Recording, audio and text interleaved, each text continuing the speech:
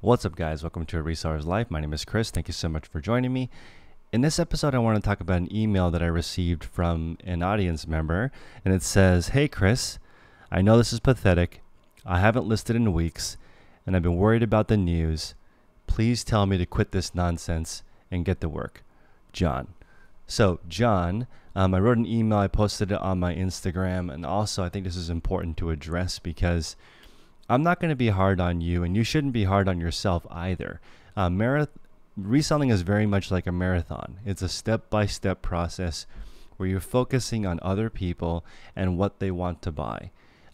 John right now, unfortunately, is focused on what he wants, which is probably faster sales or more productivity. But the way to achieve that is actually outward focused. It's service oriented. It's not inward focused. If you're thinking about what's convenient to you, what's motivating to you, what's inspirational to you, that means that you're thinking to yourself, I'm not inspired. I don't have the right momentum. And if you focus on that lack, you're going to continue to get more of that. If you're focused on not listing, you're going to continue to not list. What you need to focus on is small little things that help you list more. Clean your desk a little bit more, organize the stuff that you have a little bit more, take some photographs, slowly move your momentum in the positive direction, and over time it'll naturally increase speed. You build momentum every single second of every single day. It's just easier to build negative momentum if you don't pay attention. It's just as easy to build positive momentum if you just steer yourself in that direction. So if you're focusing on what other people want, you're going to start sourcing things that they're looking for, and of course that takes time. So the analogy I use is, unless your roommate has a bad habit of buying the hottest items on eBay and Amazon, and for some reason they just give you those items, that would be the only situation where convenient items equal fast sales.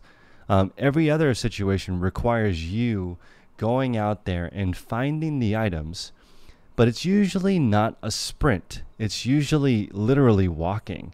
It's deciding, you know what, Sony is a hot brand, so I'm going to go on to Mercari, Poshmark, eBay, Amazon, find out which Sony items are selling the best, whether it be camcorders or cameras, then narrowing it down even more to which model. You might be sourcing jeans. You may figure out, okay, certain washes of jeans sell better. You can look and determine, okay, maybe indigo jeans, dark colored jeans that have a high waist sell well. So now you go online, you start doing some online shopping, and you look for high-waisted, dark-washed jeans, and you start to get into the habit and the right momentum of finding the right things. Over time, you might get lucky and find a manufacturer or a distributor. That's what I call sourcing, finding out what the source of things are. I think John has confused sourcing with shopping. Shopping is when you go out and you're emotionally looking for like a problem solving to you. You're emotion buying, you're stress buying, you're solving an insecurity by buying something. Buying something is part of the equation, but again, it's going to cause this feeling of being lost because you're serving yourself and not other people. It's much easier to achieve your goals when you're focused on outward results and what you're doing for other people, because it's easier to measure. One of the reasons why motivation and inspiration don't work is because they fleet. What motivates you today is not the same thing that motivates you yesterday, which is not the same thing that motivates you tomorrow. It's actually a big pain to keep looking for ways to inspire yourself. That's why this channel, Daily Refinement, is about momentum. I want you guys to make progress daily. That's how I end every single episode now, because I want you to focus on what you can do today. What you can do today is going to push you into the right momentum. Forget about what you did yesterday. Forget about what you're going to do tomorrow. Just focus on what you can do right now. Focus on making a list of 1 to 3 things. Another tip I have is that motion creates emotion. I think that people are waiting to feel like it before they do something, and it's never worked like that for me. I never feel like reselling.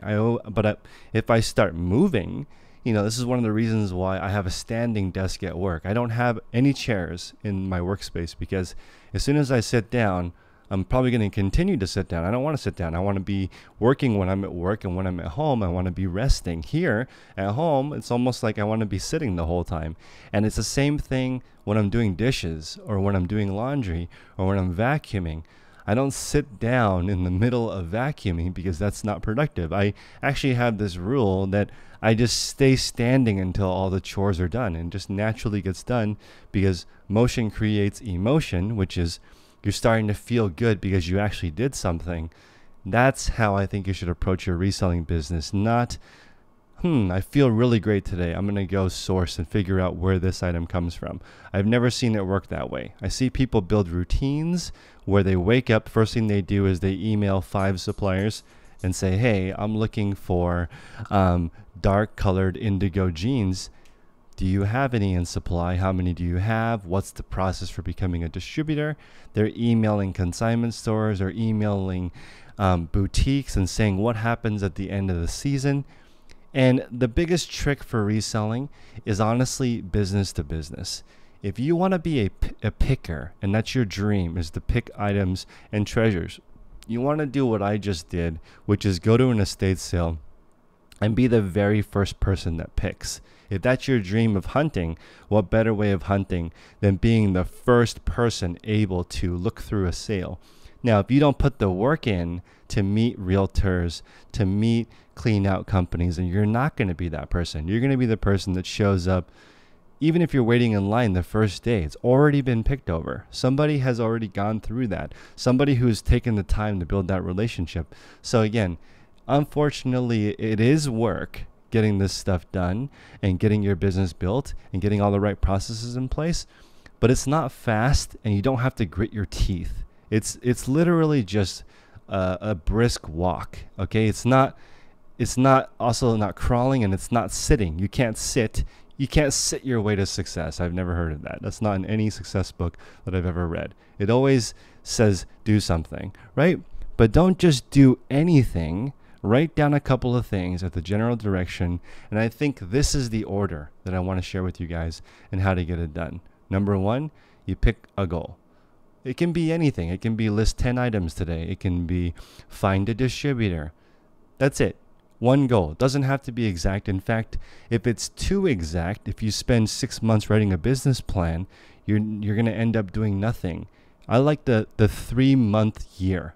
The quarter. Treat your quarter like a year. You can get a lot done in 90 days. If you set your goal for the whole year, it might be too far away for you to just get started. Pick a goal, make a task list, and then after that, put those tasks in your calendar. That's it. For me, I'm really, really, really enjoying my new background on my phone.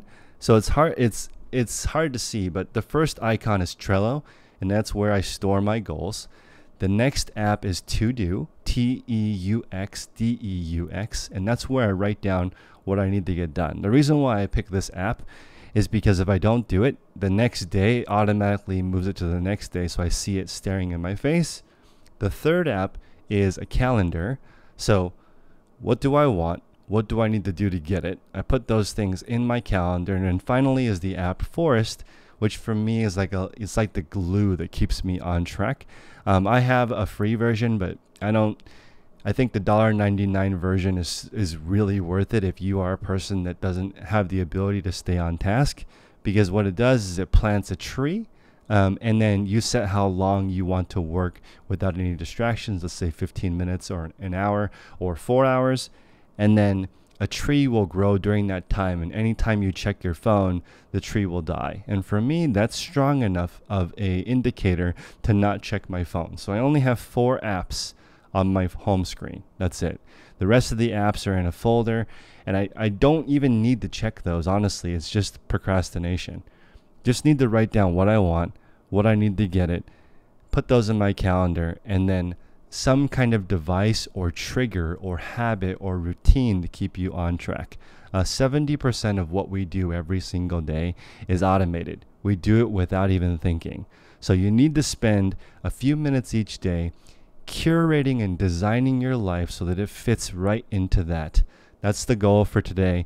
Thank you guys for joining. I don't think it's pathetic if you haven't done anything in a couple of weeks. The people that you meet that are the calmest, that look like they've got it all together, usually have gone through the most to get there. They've been dragged through the mud, they've had some hardship, and that's why they're so calm and relaxed on the other side, because they realize life is too short to take seriously. Focus on what you can do, make steady progress. Like, comment, and subscribe, guys. I'll see you guys on the next show. Make progress daily.